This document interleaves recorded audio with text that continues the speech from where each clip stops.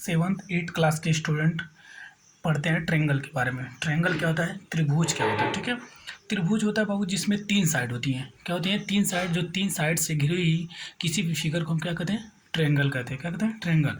Triangle कई type के होते हैं according to angle, according to side, क्योंकि उनके नाम जो होते हैं अकॉर्डिंग टू एंगल पढ़ते हैं, अकॉर्डिंग टू साइड पढ़ते हैं। तो सबसे पहले होता है according to angle triangle name, मतलब एंगल के हिसाब से ट्रायंगल के नेम पहले हम पढ़ते हैं। तो पहले तो ट्रायंगल हो गया कि तीन साइड से जो भी चीज़ें तीन साइड से घिरी हुई है या ऐसे तीन साइड हो जिसमें, उसे हम कहते हैं ट्रायंगल। क्या कहते हैं? ट्रायंगल। तो आप देख रहे होंगे कि सबसे पहले एंगल का नाम अकॉर्डिंग टू एंगल, ट्रायंगल के नेम जो है एंगल के हिसाब से क्या होते हैं। देखो पहले जिसका एंगल 90 डिग्री होता है, जैसे ये फिगर में आप देख रहे होंगे यह 90 डिग्री का ऐसे अगर जो होता है एंगल बराबर 90 डिग्री, उससे हम कहते हैं राइट एंगल। क्या कहते हैं? उसे हम राइट एंगल कहते हैं। क्या कहते हैं? Right angle. अगर एंगल की वैल्यू 90 से कम हो गया, मतलब theta equal to less than 90, जो एंगल की वैल्यू हो वो 90 से कम हो तो एक्यूट एंगल कहते हैं। अगर 90 से बड़ा हो गया तो ऑब्ट्यूस एंगल कहते हैं। क्या कहते हैं? Obtuse angle. जब एंगल की वैल्यू 90 से ज़्यादा हो गई तो ऑब्ट्यूस। और जब एंगल की वैल्यू 180 हो गई, एक हाफ सर्कल बन गया। क्या बन गया? Half circle. एक लाइन पे हाफ सर्कल बन जाता है, ऐसे देखो ये हाफ सर्कल है, इसे कहते हैं स्ट्रेट एंगल, जिसकी वैल्यू होती है 180 डिग्री। अब आ गया रिफ्लेक्स एंगल। कौन सा एंगल? रिफ्लेक्स।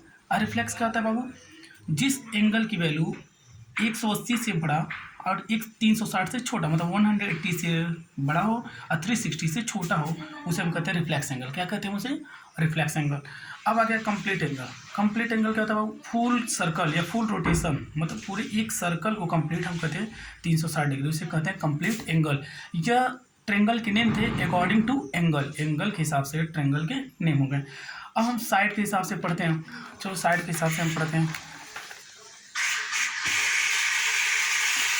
जैसे कि साइड के हिसाब से अगर देखा जाए तो चलो बच्चों पढ़ते हैं अकॉर्डिंग टू साइड। अब साइड के हिसाब से ट्रायंगल के नेम, किसके हिसाब से? साइड के हिसाब से। तो साइड के हिसाब से देखो, अगर तीन साइड होते हैं आप जानते हैं, अगर तीनों साइड इक्वल होते हैं, तीनों साइड इक्वल होते हैं तो हम इसको कहते हैं इक्विलेटरल ट्रायंगल, जिसको हिंदी में कहते हैं समबाहु त्रिभुज। ठीक है, मतलब तीनों साइड जिसके बराबर हो गया। क्या होता है? तीनों साइड बराबर। अब आ गया जिसके दो साइड इक्वल होते हैं और एक साइड इक्वल नहीं होता, उसे हम कहते हैं आइसोस्केलर, इसको हिंदी में कहते हैं समद्विबाहु त्रिभुज, और इंग्लिश मीडियम वाले कहते हैं आइसोस्केलस ट्रायंगल। ठीक है। अब थर्ड देखो, जिसमें एक भी इक्वल नहीं होता, मतलब कोई भी साइड बराबर नहीं होता, तीनों अलग अलग होते हैं, इसे कहते हैं स्केलर ट्रायंगल। ठीक है, हिंदी में कहते हैं विषमबाहु त्रिभुज, मतलब किसी कोई भी बराबर नहीं होता है। ठीक है। अब चलते हैं कुछ क्वेश्चन लगाते हैं, कुछ इस पे क्वेश्चन पूछे जाते हैं, उस क्वेश्चन को हम प्रैक्टिस करते हैं। जैसे हमारे पास क्वेश्चन नंबर 1 है, आप देख रह सकते हो क्वेश्चन नंबर 1। तो उससे पहले हम आपको कुछ इंट्रोडक्शन दे दें, कुछ ये बता दें कि कोई चीज़ एंगल कब बराबर होता है। आप जानते हैं कि sum of angle of a triangle, sum पूरे एंगल का जो सम होता है वो एक 180 होता है। कितना होता है? 180 डिग्री। कितना होता है बाबू? 180 डिग्री। सब किसी भी ट्रायंगल जैसे एंगल ए वाई या 50 और एक्स जोड़ के कितना होता है? 180। अब कोई भी लाइन एक दूसरे को ऐसे इंटरसेक्ट करती है तो वो इसका यह एंगल इसके वर्टिकली अपोजिट हो जाता है बराबर, ये इसके वर्टिकली अपोजिट हो जाता है। जब दो लाइन एक दूसरे को इंटरसेक्ट करती है तो वर्टिकली एक दूसरे के बराबर हो जाते हैं। ठीक है। अब कोई भी लाइन पे कोई भी एंगल हो, जितने भी एंगल बनते हैं लाइन पे, यह हो गया, ये तो लाइन हो गई, ये लाइन हो गई, इस पे देखो ये दो एंगल बन रहा है, एंगल 1 एंगल 2, इन दोनों को जोड़ के क्या होगा? 180। कैसे? लीनियर पेयर से। किससे? लीनियर पेयर से। एक लाइन कोई भी एंगल, कितना भी एंगल बना लो आप, एक और एंगल बना लोगे तो ये सारे जोड़ के क्या होंगे? 180 डिग्री। तो चलो क्वेश्चन सॉल्व करते हैं। देखो आपसे पूछ रहा है वाई और एक्स की वैल्यू बताओ, यह वाई की डिग्री की और एक्स की। तो हम जानते हैं, देखो ये एक लाइन देखो एक दूसरे को क्या कर रहा है? इंटरसेक्ट कर रहा है। तो 80 इक्वल टू क्या हो जाएगा? वाई, मतलब हम लिख सकते हैं वाई इक्वल टू 80 डिग्री। क्या लिख सकते हैं? Y equal to 80 degree. कैसे? Vertically opposite angle, VOA, vertically opposite angle इसको हम कह सकते हैं। वाई बराबर यहाँ पे हो जाएगा हमारे पास 80। और देखो अब ये तीनों को जोड़ के sum of all angle of और ट्रायंगल, क्या हो रहा है? Sum of all angle of a triangle, मतलब सारे एंगल का जो सम होता है ट्रायंगल में वो कितना होता है? 180 होता है। क्या होता है? 180। तो हमारे पास देखो पहले y की जगह हम y लिख लेते हैं plus 50 degree plus x degree equal to 180, और y की वैल्यू हमको पता है कितना है? 80 डिग्री। अब प्लस ये हो गया 50 डिग्री, अब plus x degree equal to 180। आई इन दोनों को ऐड करके बताएगा 180 130, तो x डिग्री बराबर हो जाएगा 180 माइनस 130, जो हमारी ये वैल्यू आ जाएगी 50 डिग्री। कितनी आ गई 50। एक्स की वैल्यू क्या आ गई हमारे पास 50 डिग्री, इसकी वैल्यू आ गई हमारे पास 50 डिग्री। चलो अब ये वाला क्वेश्चन देखते हैं। अब देख सकते हो कि यह 50 डिग्री दिया गया, क्या दिया है 50 और यह 60। वाई आपसे पूछ रहा है, एक्स पूछ रहा है, वाई और एक्स की वैल्यू बताओ। आप इसको दो तरीके से लगा सकते हो। कैसे, एक होता है सब, जब अंदर के ट्रायंगल के टू इंटीरियर एंगल का सम होता है 1 एक्सटीरियर के बराबर, मतलब इंटीरियर एंगल के दो एंगल जोड़ के उसके जस्ट अपोजिट एक्सटीरियर एंगल के बराबर होता है, मतलब बाहर वाले एंगल के बराबर होता है। तो 50 और 60 जोड़ के 110, तो ये एक्स की वैल्यू हो जाएगी 110 डिग्री। क्यों, interior angle sum of interior angle, दो इंटीरियर एंगल का सम उसके जस्ट अपोजिट वाले एक्सटीरियर के बराबर होता है, तो ये 110 हो गया। और ये आप जानते हैं, देखिए ये लीनियर पेयर से यह इसके साथ लीनियर पेयर बना रहा है। देखो ये लाइन है, ये क्या है लाइन, और ये क्या बना रहा है लीनियर पेयर से 180 होगा, तो ये 110, तो ये क्या जगह 70, क्या जगह 70, तभी तो दोनों जोड़ के 180 होगा। या तो आप ऐसे भी कर सकते थे, पहले इन दोनों को 50 और 60 को जोड़ लेते 110, और इन तीनों को 180 होना चाहिए, 180 में से घटाते थे 70 आता, फिर लीनियर पेयर करते तो आपके पास 110 ये आ जाता। तो हम बताने चाहते थे दोनों रूल कि टू इंटीरियर एंगल का सम जो होता है वो एक्सटीरियर के बराबर होता है, अपोजिट उसके जस्ट, ठीक है। तो आप इसको लिख लीजिएगा, आप लिखना आपको ऐसे है, ठीक है। चलो नेक्स्ट देखते हैं एक और क्वेश्चन। ये क्या है, आप देखिए इसको, ये यहाँ पे मान लेते हैं इसको एंगल 1 हम मान लेते हैं, इसको एंगल 2, और इसको y तो दिया ही है, हमको इसी की ही वैल्यू बतानी एंगल 2, एंगल 1, 2 x और y की। तो देखो हम लिख सकते हैं यहाँ पे, देखो x बराबर y हो सकता है vertically opposite angle x equal to angle y, vertically opposite angle, क्योंकि देखो x बराबर y ये वर्टिकली अपोजिट है, क्योंकि देखो एक लाइन दूसरे को इंटरसेक्ट कर रहा है। यहाँ पे देखो x बराबर 1 हो सकता है, x डिग्री बराबर एंगल 1, ये भी कैसे वर्टिकली अपोजिट एंगल, देखो ये भी एक दूसरे लाइन को इंटरसेक्ट कर रहा है, ये एक दूसरे को इंटरसेक्ट कर रहा है ना लाइन, देखो तो ये वर्टिकली अपोजिट हो जाएंगे। अब हमारे पास ये पता चल गया कि इन तीनों को जोड़ के 180 होना चाहिए, कि sum of all angle, sum of all angle of a triangle कितना होता है बाबू 180 डिग्री। तो हम इसको जोड़ेंगे angle 1 plus angle 2 plus y equal to 180 degree, लेकिन 1 की जगह हम क्या लिख सकते हैं x डिग्री, क्योंकि 1 बराबर है x के, और 2 की जगह हम क्या लिखेंगे, 2 की जगह भी देखो x, देखो ये भी वर्टिकली एक दूसरे के बराबर है। यहाँ पे देखो 2 की जगह ये देखो ये x डिग्री दिया था आपके पास, ये वर्टिकली एक दूसरे को देखो इंटरसेक्ट कर रहे हैं, तो हम लिख सकते हैं एंगल x बराबर होगा एंगल 2 के, कैसे वर्टिकली अपोजिट एंगल, ठीक है। तो हम यहाँ पे भी लिख देंगे x डिग्री, और यहाँ पे भी तो ऑलरेडी हमने लिखा था x बराबर y है, तो यहाँ पे जगह x डिग्री बराबर 180, इन तीनों को जोड़ेंगे तो हमारे पास आएगा 3x इक्वल टू 180 डिग्री, ठीक है 180 डिग्री। इसको x की वैल्यू आ जाएगी हमारे पास 180 डिवाइड बाई 3, और ये कट के आएगा हमारे पास 60 डिग्री। देखो ये भी 60 आ गया, ये भी 60 और ये भी 60, और ये एक दूसरे के सब बराबर है, ये सबकी वैल्यू क्या आ गई 60। और ये कौन सा ट्रायंगल हो जाएगा, इक्विलेटरल ट्रायंगल, क्योंकि इक्विलेटरल ट्रायंगल का ऑल एंगल जो होता है वो 60-60 का होता है, तीनों साइड जिसके बराबर होते हैं इसके एंगल भी 60-60 इक्वल होते हैं। हमारा सॉल्व हो गया। और कुछ इंपॉर्टेंट क्वेश्चन देखते हैं, देखो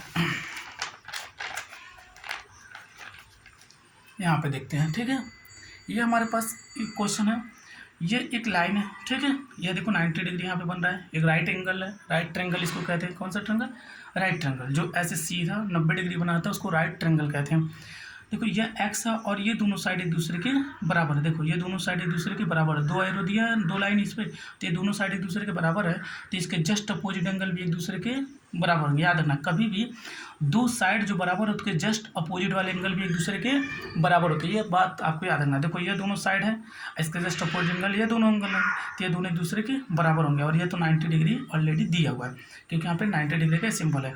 तो हमको y निकालना है, तो हम इन तीनों को जोड़ के 180 बराबर करेंगे, क्योंकि sum of all angle, sum of all angle of a triangle, ठीक है, कितना होता है 180 डिग्री। तो हम x और 90 जोड़ के x प्लस 90 इक्वल टू 180 कर सकते हैं बाबू, x जोड़ के 2x equal to 180 degree minus 90 degree, और 180 में से 90 घटाएंगे तो क्या बचेगा 90 डिग्री, 2x की वैल्यू आ गई 90, x की वैल्यू क्या आ जाएगी 90 डिग्री बाई 2 और सॉल्व करोगे आएगा 45 डिग्री। कितना गया 45 डिग्री। कितना गया बाबू 45 डिग्री। देखो तो इसकी वैल्यू हो गई 45 तो इसकी भी हो जाएगी 45 क्योंकि जस्ट दोनों एक दूसरे के बराबर अपोजिट एंगल। और ये 45 होगा बाबू ये क्या होगा देखो ये लीनियर पेयर से देखो एक इस लाइन पे यहाँ पे देखो आप ये एक लाइन बन रहा है ऐसे नीचे और ये उस लाइन पे हाफ सर्कल बन रहा है मतलब लीनियर पेयर से ये दोनों मिला के 180 होंगे।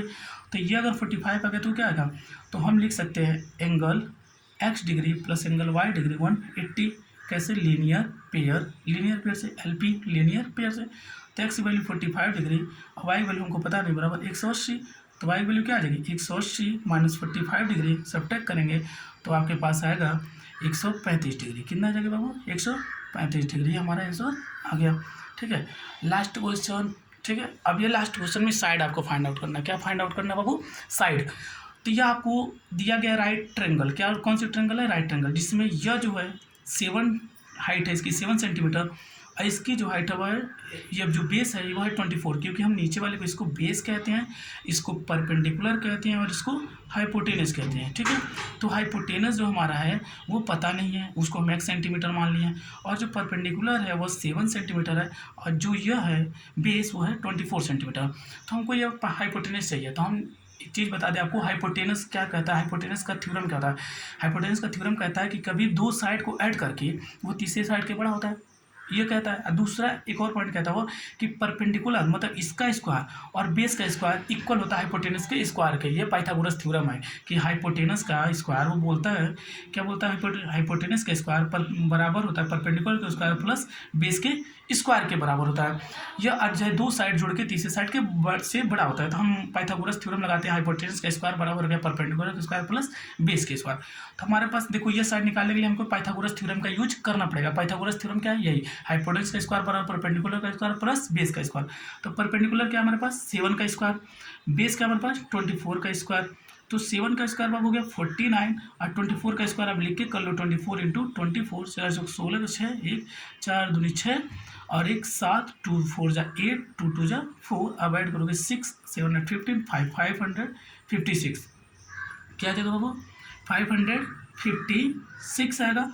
और इसको सारे को ऐड करोगे तो क्या आएगा 9 6 15 5 हाथ में 1 और 5 4 9 1 10 की जरूरत में 1 605 कितना गया 605। आपको हो सकता है 8 9 यहाँ पे 9 होगा सॉरी यहाँ पे मल्टीप्लाई गलत हो रहा था या 9 होगा। ठीक है और ये 2 4 जा 8 2 2 जा 4 अब यहाँ पे आपका सिर्फ 8 9 17 को 7 होगा और यहाँ पे 576 आएगा सॉरी ये 576 आएगा। अब इसको आप ऐड करोगे तो आपके पास होगा 15 1 कैरी 9 7 16 17 1 कैरी 575 आएगा 7 अच्छा 7 11 12 2 यह आ गया 625 क्या आ गया बाबू 625 आ गया। क्या हो गया आपके पास 625। अब इस 625 ये हो गया हाइपोटेनस का स्क्वायर क्या हो गया बाबू हाइपोटेनस का स्क्वायर।